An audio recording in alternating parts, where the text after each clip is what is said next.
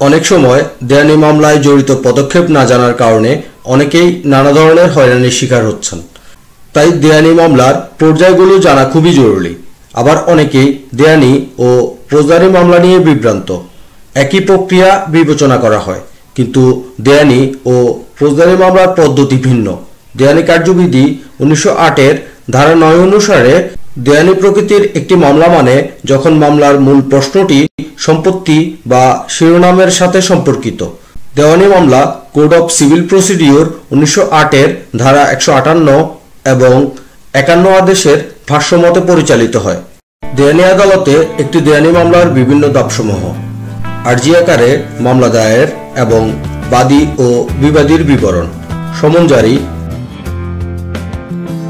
বিবাদীর লিখিত জবাব দাখিল, বিবাদী হাজির না হলে একতরফা শুনানি, বিবাদী হাজির হলে বিকল্প বিরোধের মাধ্যমে সমাধান, ইস্যু বা অধিক্ষেত্র নির্ধারণ, ধারা 30-এর ব্যবস্থা গ্রহণ, চূড়ান্ত শুনানির তারিখ নির্ধারণ, চূড়ান্ত শুনানি, গেটার হিয়ারিং,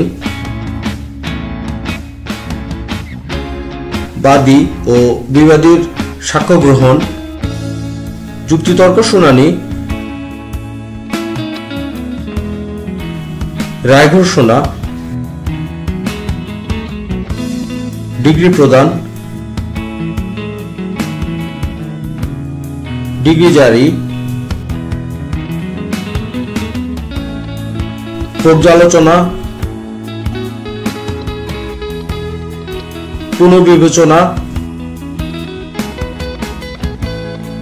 এবং আপিল।